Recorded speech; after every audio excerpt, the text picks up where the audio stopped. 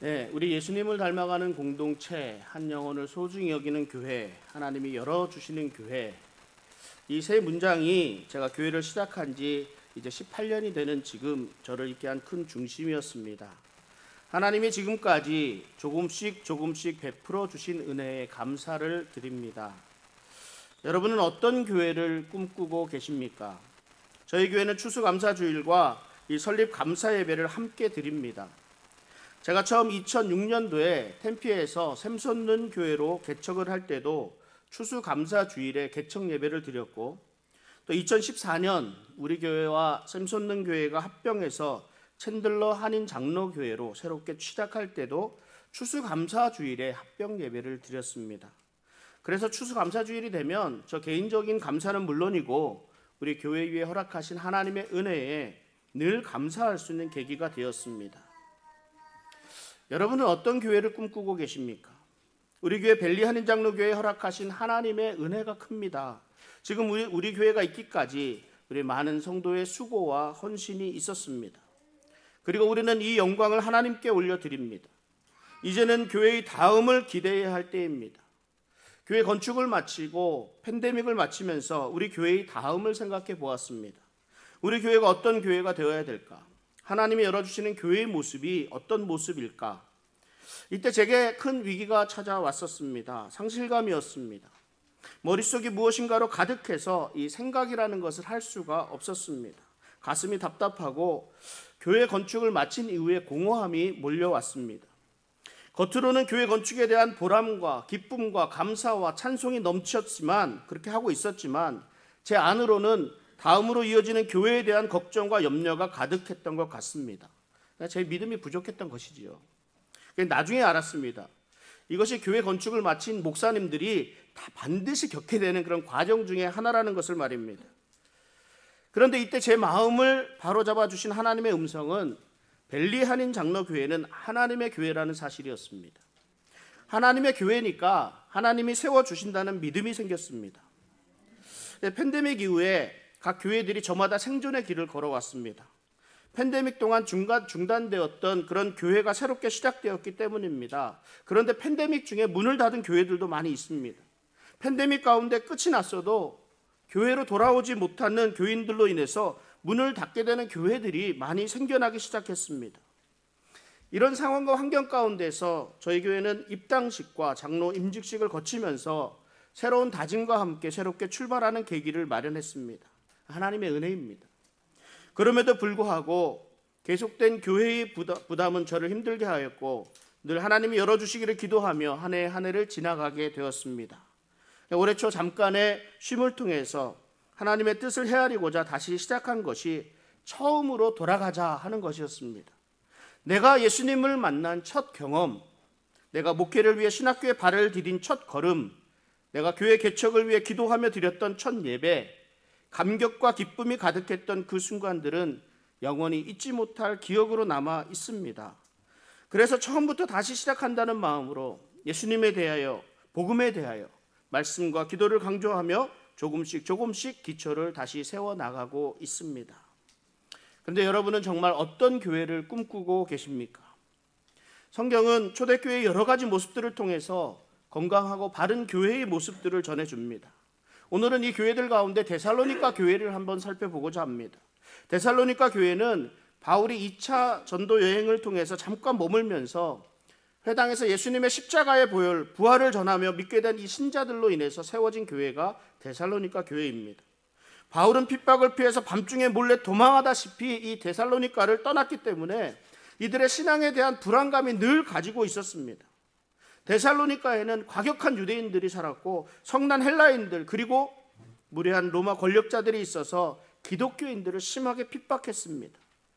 그들은 소란을 일으켜서 성도들을 돌로 치고 매로 때리고 십자가에 못 박고 심지어 찢어서 죽였습니다. 이 데살로니가는 로마로부터 동방으로 가는 고속도로가 통과하는 그 교통의 중심지입니다. 동시에 상업의 중심지였기 때문에 이들의 신앙은 금방 다른 지역으로 전파되는 신앙이었습니다. 바울은 이 데살로니가 성도들의 신앙을 굳건하게 세울 필요를 느꼈습니다. 그래서 쓴 편지가 데살로니가 전서입니다. 아마도 우리 교회가 우리가 교회에서 사용하는 말들 중에서 가장 많은 말들이 있다면, 그것이 있다면 바로 이 믿음과 소망과 사랑이라는 말일 것입니다. 사도 바울은 데살로니가 교인들에게 문안할 때 믿음의 역사와 사랑의 수고와 소망의 인내를 가지고 칭찬합니다. 많은 사람들이 우리 교회를 이야기할 때 무엇인가를 가지고 이야기합니다. 어떻다고 이야기합니까? 저는 잘 모르겠습니다. 그런데 듣고 싶은 말은 있습니다. 기쁨과 사랑이 넘치는 교회라는 말은 듣고 싶습니다.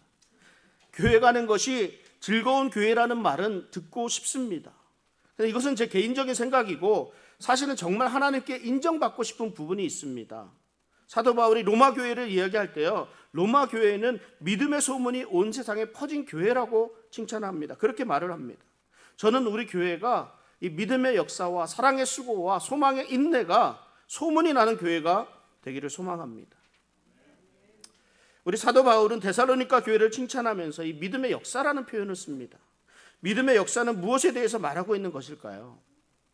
히브리서 11장 30절부터 34절까지 이렇게 말씀합니다. 제가 천천히 읽겠습니다. 들으십시오. 믿음으로 7일 동안 여리고를 도니 성이 무너졌으며 믿음으로 기생 라합은 정탐꾼을 평안히 영접하였으므로 순종하지 아니한 자와 함께 멸망하지 아니하였도다. 내가 무슨 말을 더하리요?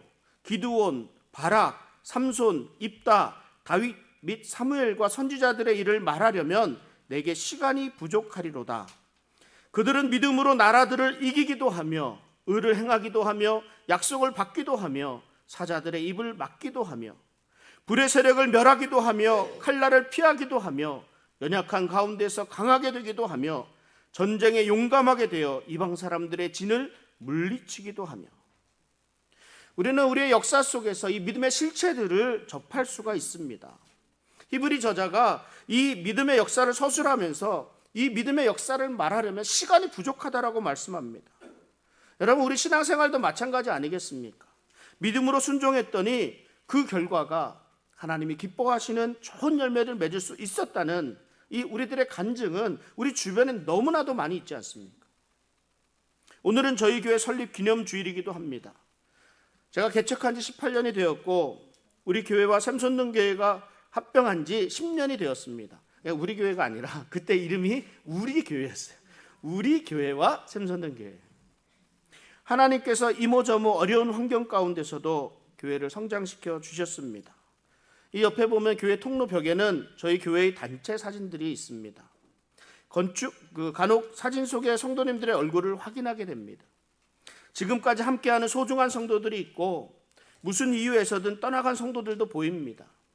걸린 사진 한 장 한 장을 보면서 우리 교회의 지난 흔적들을 바라봅니다. 사진을 보면서 정말 많은 일들이 있었구나. 정말 많은 사람들이 지나갔구나. 정말 많은 사람들의 수고와 헌신이 있었구나. 이런 생각이 듭니다. 그런데 사진은 과거의 역사입니다. 우리는 시간들을 통해서 이 사진들을 통해서 지난 시간들을 이렇게 추억해 봅니다. 역사가 무엇입니까? 역사는 이 과거와 현재의 일들을 돌아보고 미래를 바라볼 수 있도록 합니다. 사도 바울은 특별히 믿음의 역사라는 표현을 사용합니다. 히브리 저자는 믿음의 역사라는 역사를 표현하는 데 있어서 삼손과 입다와 다윗과 사무엘과 선지자들에 대하여 이야기를 합니다. 이들의 무엇을 가지고 이야기를 하고자 하는 것이겠습니까? 이들이 할 수 있는 것은 아무것도 없었지만 하나님이 함께 계시니까, 하나님이 함께 하시니까 할 수 있었다라는 이야기를 하는 겁니다. 이 믿음의 역사는 임마누엘의 역사입니다. 하나님을 힘입어서 승리하였던 일들에 대한 기록이 믿음의 역사입니다. 히브리 저자는 이 이스라엘 백성들이 7일 동안 여리고를 두루 다니며 성이 무너졌다고 말씀합니다. 여리고성은 이스라엘이 가나안 땅으로 들어가는 첫 관문이었습니다. 젖과 꿀이 흐르는 땅이라고 하나님께서 허락해 주신 땅이었지만 그 땅을 들어가기 위해서는 이 견고한 성을 지나가야 했습니다. 하나님께서 그들에게 여리고성을 어떻게 점령할 것인가를 자세히 말씀해 주셨습니다. 그 방법이라는 것이 매일 성을 한 바퀴씩 돌라는 것이었습니다.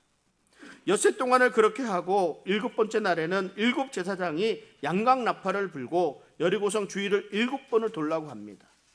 7번째 돌 때 나팔을 불면서 큰 소리로 외쳐 부르면 성이 무너질 것이라 말씀하셨습니다.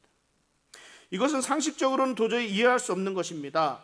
하나님께서 싸움을 잘할 수 있는 용사를 붙여주셨다든지 아니면 무슨 첨단 무기를 보내주셨다고 하면 오히려 믿을 수 있었을 겁니다. 그런데 아무것도 하지 말고 오로지 성을 밖에서 돌라고 하다니, 또한 큰 소리로 외치면 성이 무너질 것이라니요. 이거 믿을 수 없는 것 아닙니까? 그러나 여호수아를 대장으로 한 이스라엘 백성들은 이 사실을 믿었습니다. 그리고 그대로 순종하였더니 여리고성이 무너져 내렸습니다. 다윗과 사무엘 선지자 등 이와 같은 믿음의 역사는 너무나 많이 있습니다. 믿음의 역사는 하나님의 능력의 역사입니다. 믿음은 없는 것에서 있는 것을 만들어내는 것이 믿음입니다. 우리의 삶 가운데 믿음으로 하나님의 능력을 체험한 경험이 있습니까? 믿음으로 결단하고 믿음으로 행했을 때 하나님이 허락하신 좋은 열매들을 많이 거두신 줄 믿습니다. 이 데살로니가 성도들의 믿음은 각처에 좋은 소문으로 퍼졌습니다. 데살로니가는 로마에서 동방으로 지나가는 길목이니까 고속도로가 지나가는 그 교통 중심지입니다. 상업의 중심지입니다. 그러니까 그곳의 소문은 금방 퍼지거든요. 마게도냐와 아가야 지역에서 데살로니가 성도들은 모든 믿는 자들의 모범이 되었다고 말씀합니다. 그래서 바울은 데살로니가 성도들이 믿는 자들의 모범이 된 것을 칭찬합니다. 데살로니가 성도들의 믿음의 역사가 어떤 역사이겠습니까? 먼저 그들은 우상을 숭배하는 행위를 완전히 버렸습니다. 당시 유대인 신자들은 우상 숭배를 완전히 버리지 못하고 혼합주의에 빠져서 우상 숭배도 하고 하나님을 섬기는 그런 것을 같이 병행했다고 합니다. 오늘 우리가 예수님을 믿으면서 완전히 우상을 버리지 못하고 하나님과 우상을 겸하여 섬기고 있는 경우가 있습니다. 제사를 지내는 것도, 미신을 믿는 것도, 점도 보고 토정비결도 보고 있습니다. 사주팔자도 봐야 심지어는 사주팔자도. 이런 옛생활을 버리지 못하고 신앙생활을 하는 사람들이 많이 있습니다. 잘못되었지요. 하나님과 우상을 함께 섬기는 혼합주의에는 구원이 없습니다. 두 번째로 데살로니가 성도들은 참되신 하나님께로 돌아와서 하나님을 참으로 섬겼습니다. 데살로니가전서 1장 9절에 이렇게 말씀합니다. 그들이 우리에 대하여 스스로 말하기를 우리가 어떻게 너희 가운데에 들어갔는지와 너희가 어떻게 우상을 버리고 하나님께로 돌아와서 살아계시고 참되신 하나님을 섬기는지와, 이 참되신 하나님을 섬겼다라고 말씀합니다. 여기서 섬기다는 말은 종이 되어서 그 권위 아래에서 섬기는 것을 말합니다. 여러분, 영어로 우리가 드리는 이 예배를 서비스라고 부릅니다. 하나님께로 돌아온 성도들은 하나님을 아버지로 알고 참으로 예배해야 합니다. 하나님을 섬겼다는 것은 데살로니가 성도들이 진정함으로 하나님께 예배를 드렸다라는 말입니다. 예배를 드리면서 우리의 바른 신앙이 드러납니다. 데살로니가 성도들이 바른 신앙을 가지고 하나님을 섬겼습니다. 그들은 바른 신앙을 가지고 열심히 예수님을 믿고 하나님을 아버지로 섬기면서 예배를 드렸습니다. 그리고 세 번째로 데살로니가 성도들은 예수님의 재림에 대한 소망을 가지고 신앙생활을 했습니다. 다시 오실 예수님을 믿는 믿음은 그들이 당하는 핍박과 환난을 극복하는 신앙의 원동력이었습니다. 다시 오실 예수님을 믿는 믿음이 순교자의 신앙을 가지는 밑거름이 되었습니다. 다시 오실 예수님을 믿는 믿음이 장래의 죽음에서 살아난 부활의 생명을 얻게 될 것을 말씀합니다. 그리스도의 재림을 믿는 사람들은 고난도 환난도 다 이겨내며 극복합니다. 그들은 하나님의 심판에서 구원을 받게 됩니다. 데살로니가 성도들은 우상 숭배를 버리고 하나님께로 돌아와서 하나님을 섬겼고, 더 나아가서 다시 오실 주님을 고대하는 살아있는 신앙을 가졌습니다. 우상 숭배를 버리고 하나님께 돌아와서 섬겼다는 것은 데살로니가 성도들이 진심으로 회심을 했다는 것을 보여줍니다. 우리가 진정으로 회심한 성도는 다시 오실 예수님을 믿는 믿음의 소망으로 미래를 보장받게 됩니다. 현재와 미래를 함께 다 포용하는 그런 회심과 그런 재림의 신앙을 가져야 제대로 살아있는 신앙이라 할 수 있습니다. 믿음의 역사를 써간 우리 데살로니가 교회처럼 우리도 하나님의 능력을 통해 믿음의 새 장을 한 장씩 새롭게 써 나갈 수 있기를 바랍니다. 또 사도 바울은 사랑의 수고라는 표현으로 데살로니가 교인들을 칭찬합니다. 이 사랑의 수고라는 말이 무엇을 나타내고 있습니까? 사랑에는 거저가 없다는 말입니다. 거저가 없습니다. 대가가 따른다는 거예요. 훌륭한 사람들이 이 땅에 참 많지 않습니까? 낮은 곳에 처하기를 다짐하며 자원하면서 몸소 사랑을 실천했던 우리 테레사 수녀도 있고, 다른 사람들을 위해서 살았던 사람이었습니다. 이 사람은 다른 사람을 먹이기 위해서 자신은 굶었습니다. 차비가 있으면 다른 사람들에게 다 나누어주고 자신은 걸어다녔습니다. 그래서 다른 사람들이 그녀를 위해 어떤 생일잔치를 벌여준다고 하면 돈으로 달라 그래서 그 돈으로 다른 사람들을 이렇게 도와주었습니다. 테레사 수녀가 이렇게 말합니다. 가난을 없앨 수 있는 유일한 방법은 우리 것을 나누어주는 그 사랑뿐이에요.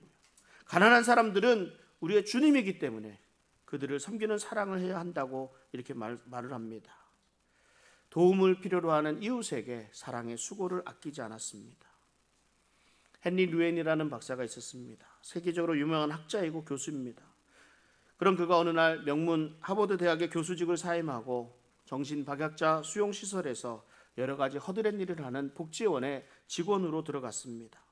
높은 보수와 명예를 보장하는 하버드의 교수직을 버리고 정신박약자 시설에 들어가서 정박아들의 용변을 치우고 목욕을 시켜주고 식사를 돕고 행동을 교정하는 일을, 힘든 일을 하면서도 생계 유지보다 더 그조차도 어려울 정도의 낮은 보수를 받았지만 이 일에 만족했습니다. 많은 사람들이 이 헨리 누엔 박사에게 왜 그렇게 사냐고 질문했습니다. 그는 책에서 이렇게 대답합니다. 그동안 나는 올라가는 길만 추구했습니다. 어려서부터 천재 신동이라는 소리를 들었고 하버드 대학 교수회까지 올라왔습니다. 저희 저서 20여 권은 사람의 인기를 얻었습니다. 저는 지금까지 오직 성공을 향해, 정상을 향해 오르막길만 추구해 왔습니다. 그러던 어느 날 정신박약아인 아담을 만나서 그의 고통에 동참하는 내리막길을 통해서 주님의 말씀과 삶을 바로 깨달을 수 있었습니다. 그는 어렵고 힘든 사랑의 수고를 아끼지 않은 행동하는 지식인이었던 것입니다. 데살로니가 교인들이 감당했던 수고가, 이 사랑의 수고가 무엇이었을까요? 그것은 불신자들에게 행해진 사랑의 수고였습니다. 데살로니가 교인들은 많은 핍박과 어려움 가운데서 힘들게 예수님을 영접하고 믿은 사람들입니다. 그렇기 때문에 그들은 예수 그리스도와 복음의 소중함을 다른 어떤 사람들보다도 더 분명하게 인식하고 있었습니다. 그래서 더욱 절실히 몸으로 느끼고 있었습니다. 그래서 자신들이 느끼고 깨달은 것 그대로 예수 그리스도의 복음을 위해, 다른 영혼들을 위해서 힘써서 사랑의 수고를 베풀었던 것입니다. 다른 영혼들을 위해 자신들의 에너지를 끊임없이 쏟아붓는 사랑의 수고를 말입니다. 생각하는 대로 살지 못하면 사는 대로 생각하게 된다, 이런 말이 있습니다. 잘 들으십시오. 생각하는 대로 살지 못하면 사는 대로 생각하게 된다. 여러분들이 진정 예수 그리스도와 복음이 세상에 그 무엇보다 가치가 있다고 생각하십니까? 진정 여러분은 한 사람의 영혼의 천하보다 귀하다고 생각하십니까? 그렇다면 그 생각한 대로 여러분의 에너지를 다른 영혼을 위해, 예수 그리스도의 복음을 위해 쏟아부으면서 살도록 힘쓰시기 바랍니다. 사도 바울은 또한 소망의 인내라는 표현으로 데살로니가 교회를 칭찬합니다. 데살로니가 교회는 소망 때문에 모든 고난을 견뎌내었습니다. 인간은 누구나 소망이 있지요. 그러나 육신의 소망은 헛된 것이고 오직 하나님을 소망하는 것이 참된 소망입니다. 시편 146편 5절에 하나님에게 자기의 소망을 두는 자는 복이 있도다 말씀합니다. 하나님에 대한 소망은 곧 예수 그리스도의 다시 오심에 대한 그런 소망과 직결됩니다. 그런데 다시 오실 주님은 장차 오실 미래에 관한 것들이거든요. 그렇기 때문에 이 소망에는 인내가 필요합니다. 이처럼 소망이 크면 클수록 인내도 커야 합니다. 바울은 이 데살로니가 성도들의 믿음은 아주 균형이 잡힌 믿음이라고 말합니다. 그들은 믿음의 역사와 사랑의 수고와 다시 오실 예수님에 대한 소망으로 환난을 잘 인내하고 있었습니다. 이것은 바로 성령의 역사에 의해서 이루어진 균형 잡힌 신앙이었습니다. 믿음의 역사라고 했을 때요, 이 역사라는 말은 일하고 수고해서 맺어지는 것을 말합니다. 믿음이 살아 움직여서 무엇인가 열매를 맺어지는 것을 말합니다. 그들은 믿음의 역사로 덕행이라는 열매를 맺었습니다. 사랑의 수고에서 이 수고는 힘써서 노동하는 것을 말합니다. 애쓰는 것으로 노동하는 것처럼 수고하는 것이 사랑이라고 말을 합니다. 데살로니가 성도들은 사랑의 수고로 인해서 형제를 사랑하고 마게도냐 사람들을 사랑하고 바울을 사랑했습니다. 또한 그들은 다시 오실 예수님을 소망하면서 환난을 인내했습니다. 이 소망의 인내라고 할 때 이 인내는 변하지 않고 지속적으로 참아내는 것을 말합니다. 데살로니가 성도들은 다시 오실 예수님에 대한 이 소망으로 당하는 환난을 잘 참아내서 그들의 신앙이 흔들리지 않도록 끝까지 지속할 수 있었습니다. 바울은 이 데살로니가 교회의 믿음, 사랑, 소망을 말씀합니다. 데살로니가 교회의 성도들은 처음부터 큰 핍박을 받았습니다. 그럼에도 바울이 전한 복음이 데살로니가에서 다시 열매를 거두었습니다. 그러자 데살로니가에 살았던 유대인들이 시기하여 폭동을 일으킵니다. 바울과 그의 동역자들을 붙잡으려 했습니다.